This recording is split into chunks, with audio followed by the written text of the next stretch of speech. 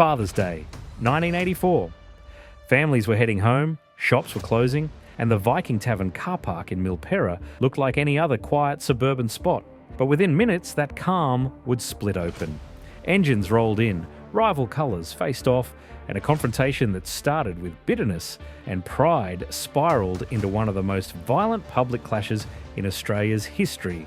7 people were killed, 28 were wounded, and the country realised something. These clubs weren't just riding groups anymore. What followed in the years after Milperra didn't just reshape the clubs, it reshaped entire communities. Outlaw culture, once seen as rebellious and wild, grew into something tightly organised, highly profitable, and deeply entrenched. So how did a scene built on freedom turn into a battleground that still leaves scars today? Like the video, subscribe to the channel. And let's begin. It didn't start with gunfire or headlines. It began with people searching for freedom, Sunday morning rides, late night wrenching in garages, leather vests, and roaring engines that echoed long after the pubs had closed. In the early era of Australian outlaw motorcycle clubs, the scene looked like a network of enthusiasts out to share the open road and a sense of belonging. But underneath the laughter and shared leather, something more rigid and serious began to form. One of the earliest and most influential figures was William Jock Ross, a former British Army soldier who in the late 1960s turned a Sydney riding crew into the Comancheros Motorcycle Club. Discipline replaced casual riding, obedience became expected, and the club's colours transformed into symbols of identity and allegiance. What outsiders saw as patches and emblems weren't just decoration. They were a visual code marking hierarchy, territory, and loyalty. That insignia became a message. Once you wore the colours, you were bound to the club above nearly everything else. Over the following decades, those early groups expanded into dozens of outlaw clubs across the nation. National intelligence summaries have noted around 44 outlaw motorcycle gangs operating in Australia, spanning 179 chapters with thousands of members involved. A structure that stretches into cities, regional towns, and interstate roads.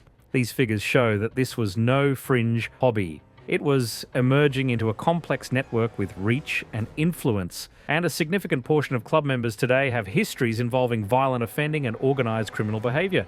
And many clubs now recruit younger men drawn not only by the mystique of rebellion, but also by the opportunities such networks can provide. The transformation didn't happen all at once. It crept in. Rituals becoming rivalries, rivalries becoming clashes, and clashes gradually taking on commercial value. A culture built on loyalty and reputation was gradually being pulled towards something darker and more profitable. Then came 1984, and everything changed permanently. Not because of the motorcycles, but because of the gunshots that echoed through a suburban car park. Father's Day, 2nd September 1984, was meant to be ordinary. Families at lunch, kids playing, adults relaxing. But in the car park of the Viking Tavern in Milperra, Sydney, something was already off. The air felt tight. On one side stood members of the Comancheros Motorcycle Club. On the other was the newly formed Bandidos chapter, a group that had split from the Comancheros less than a year before. The bitterness between them had been growing, and neither side was willing to back down. William Jock Ross led the Comancheros. Anthony Snoddy Spencer was the national president of the Bandidos. What should have been a routine swap meet turned into a tense face-off as each side steeled itself for trouble. Within moments, tension became violence. Numbers tell a stark part of the story. 19 Comancheros and 34 Bandidos met in that lot. Guns were drawn. Shotguns barked. A .357. Magnum roared in the crowded space. In less than 10 minutes, the clash became chaos. 7 people lost their lives that afternoon. 4 Comancheros, 2 Bandidos, and 14-year-old Leanne Walters, an innocent bystander, hit by a stray bullet. 28 others were wounded, with many rushed to nearby hospitals as police and ambulances swarmed the scene. What had been a quiet suburban car park was now ground zero for one of the bloodiest clashes Australia had seen. When the smoke cleared and the cameras arrived, the legal storm was just beginning. 43 men were charged in relation to the shootout, and the case became one of the longest criminal trials in New South Wales history, stretching across 332 days of evidence and testimony. In June 1987, a jury delivered multiple convictions. Jock Ross was identified by the judge as primarily responsible and received a long sentence that was later reduced on appeal. But Milperra was only the beginning. What followed showed how deep this world had become. The bullets at Milperra had stopped in minutes, but what came next played out over years. When the smoke cleared at the Viking Tavern car park, police moved quickly. 43 men were charged in relation to the Father's Day clash, a case that would not wrap up cleanly or quickly. In courtrooms around Sydney, relatives and journalists gathered day after day as lawyers and jurors tried to piece together how a suburban car park became a place of death. The trial officially began in late 1985. Evidence unfolded slowly. Timelines rebuilt from witness testimonies, weapon traces linked to wounds, and detailed reconstructions of what happened that day. After months of hearings, jurors had seen hundreds of exhibits and heard from dozens of witnesses. When the jury finally returned their verdicts on June 12, 1987, they delivered a staggering tally: 63 convictions for murder, 147 for manslaughter, and 31 for affray across the group of Bikies on trial. Several of those convicted received lengthy terms, including life sentences. Comanche leader William Jock Ross was named by the judge as one of those primarily responsible for sending armed men to Milperra. Appeals followed. In 1989, many of the murder convictions were reduced to manslaughter due to legal challenges about how individual intent could be proven in a chaotic group attack. Ross's sentence was modified on appeal, and he was released after serving a portion of his term. The trial changed how Australians saw biker clubs. What had once been dismissed as gangs of loud riders was now understood as something far more dangerous: networks capable of organised violence in public spaces. The massacre also prompted changes to gun laws in New South Wales, closing loopholes that had allowed registered firearms to be carried openly. In homes, pubs, and neighbourhoods far from Milperra, people began to see outlaw clubs differently. No longer were they just rebellious men with leather and bikes. The country now knew that when rival brotherhoods collide with weapons, the damage can reach far beyond a car park. And as the legal battles faded, another force was already reshaping the bikie world: money. When Milperra faded into the rear view, the clubs didn't calm down. They got smarter. Honour and rivalry were still there, but a new force began steering the handlebars: profit. The old image of patched riders blowing through suburbs hid something growing underneath, something colder and more organised. By the 2000s, Australia wasn't dealing with scattered crews anymore. Intelligence snapshots showed 44 outlaw motorcycle clubs, 179 chapters, and about 4,483 patched members nationwide. A network spread across highways, ports, and city back streets. These numbers didn't look like a hobby, they looked like the outline of an underground economy.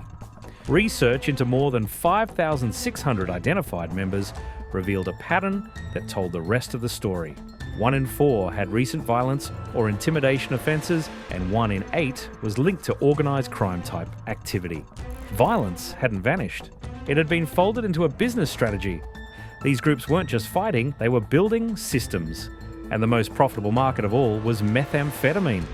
Government reports tied multiple chapters to high-risk supply chains, with contacts for precursor chemicals and distribution routes stretching from major cities to regional towns. Front businesses appeared: gyms, transport companies, mechanical shops, all places where cash could move quietly, fast and without questions. The recruits changed as well.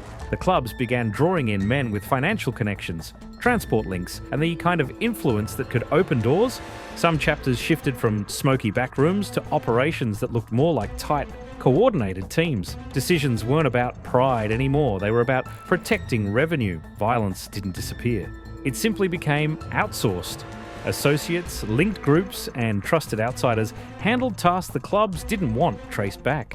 The line between brotherhood and enterprise blurred until both existed in the same breath.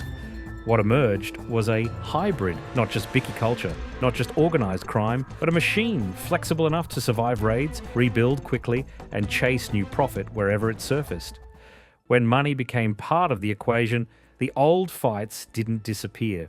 They got louder and more public. Outlaw motorcycle gang clashes that once played out in clubhouses, paddocks, and back roads began erupting in places no one thought possible. Inside airports, in residential streets, and at night in quiet suburbs where people once felt safe. One of the most shocking episodes came on 22nd March 2009 at Sydney Airport's Terminal 3, when members of two rival groups, the Comancheros and the Hells Angels, ended up in a violent confrontation in front of travellers. The clash started after two senior figures from each club were on the same flight from Melbourne, and the tension spilled into the terminal. Within minutes, at least a dozen Bikies were engaged in a brutal brawl, swinging metal poles and fists amid the check-in counters. In the chaos, 29-year-old Anthony Zervas, connected to the Hells Angels, was beaten to death, with the incident captured on airport CCTV and replayed on news screens across the country the same night. The violence stunned observers, not just because of the death, but because it happened in a public space with families, airport staff, and travellers caught in the middle. The fallout didn't stay confined to airports. In early 2009, a series of drive-by shootings shook Sydney's western suburbs, with bullets fired into homes on multiple streets and teenagers injured in at least one incident. Police linked these episodes to ongoing tensions between outlaw groups, reinforcing a sense that gang violence could spill into everyday life with little warning. Meanwhile, in Perth, a long-running feud between the Rebels Motorcycle Club and the Rock Machine Motorcycle Club, triggered when the Canadian-linked Rock Machine set up in Western Australia, led to ambushes, brawls, and at least one known shooting injury to a club leader outside his home. A reminder that these conflicts could follow members into their personal lives. Even in 2025, Bikie-linked violence continued to flare in unexpected ways. A Rebels clubhouse in Victoria's Montrose area was hit by a suspected arson attack in the early morning hours, prompting a police investigation and crime scene in what had been an ordinary industrial zone. Once biker battles spilled into airports, suburbs, and main streets, the policing approach changed dramatically. Instead of reacting to isolated incidents, authorities went on the offensive, merging intelligence, coordination, and sheer manpower to disrupt outlaw motorcycle gangs wherever they were found. Operations that once focused on isolated clubs became national in scale, pulling in state and territory police, federal agencies, and even international partners to dismantle networks that no longer stayed hidden. At the centre of that shift is National Task Force Morpheus, a joint law enforcement initiative bringing together state police forces, the Australian Federal Police. Its mission isn't just to make arrests, but to disrupt criminal infrastructure, seize illicit profits, and prevent these groups from rebuilding under new guises. Over coordinated weeks of action, Morpheus and allied task forces have arrested 100+ people, laid 250+ charges, and seized firearms, weapons, drugs, and cash. In one blitz across Australia, officers uncovered dozens of firearms, illicit tobacco, ammunition, and large quantities of prohibited drugs, while raids in states like Queensland saw more than 68 people charged with drug and firearm offences linked to outlaw networks. Beyond enforcement, law reform has become a key tool. States have passed tougher laws aimed at breaking the social bonds that help outlaw motorcycle gangs operate, including banned association orders, rules against displaying gang insignia, and firearm prohibition orders that deny weapons access to those linked with serious organised crime. These measures make it easier to pull apart networks before they coalesce into threat groups. When Bikie wars erupt, headlines talk about the violence, the arrests, the clashes. But behind that noise are also the lives that don't make the front pages. Children without parents, partners living with fear, families trying to rebuild homes that once felt safe. One of the most vivid examples comes from the Milperra Massacre itself. Damien, or Wildman Duffy, was just 6 months old when both his parents were arrested after the shootout that left 7 dead. His early years were unstable. His mother developed health and addiction problems and later required full-time care after a serious crash. Damien later described how that background shaped his youth. Trouble at school, and by his late teens, methamphetamine addiction and involvement in crime as a way to escape the chaos he lived with. After years of struggle, he eventually turned his life around and now speaks openly about his experiences and the long shadow of trauma. Stories like Damien's are not isolated. The effects of biker violence ripple outward into everyday life. Neighbours who witness gunshots or chaos in their streets carry those memories with them. Bystanders injured in unrelated incidents still feel the impact years later. Some families live in suburbs where Bikie's gathering Drive-bys or firebombings have become part of the uneasy normal, prompting doors to be locked earlier and routines to change. Then there are the families of Bikies themselves.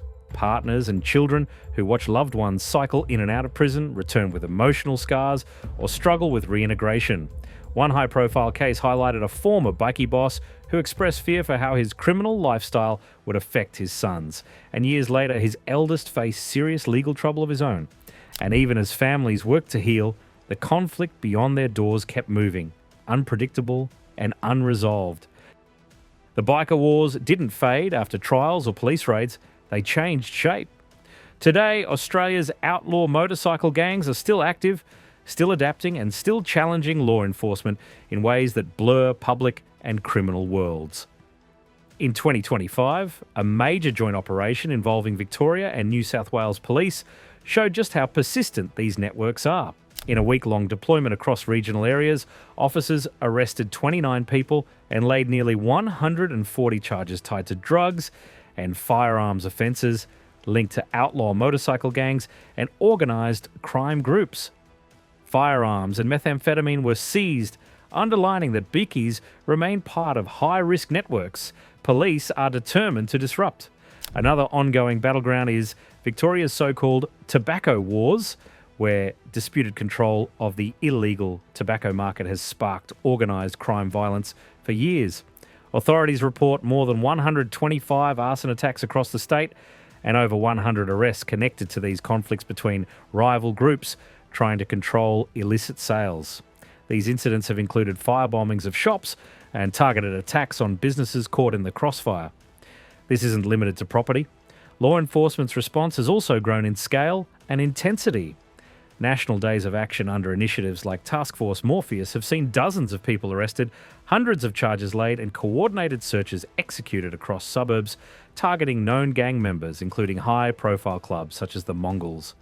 Outlaw motorcycle gangs remain among the criminal entities that police say pose significant organised crime threats in Australia, involved in drug distribution, violent offences, and networks that cross state lines. Even as laws tighten and authorities tighten enforcement, the clubs adapt, shifting locations, increasing secrecy, and finding new ways to protect and expand revenue streams. This is the landscape now. More raids, more arrests, more laws. Yet the networks keep shifting, sometimes quietly, sometimes exploding back into the public eye. The fight isn't over. The question isn't whether police are pushing back. They are. The real question is whether enforcement can ultimately break a structure built to bend, survive, and return. And as this conflict continues, the damage reaches far beyond clashes, shaping communities and futures in ways we're still only beginning to understand. Australia's biker wars were never just about colours, engines, or rival pride.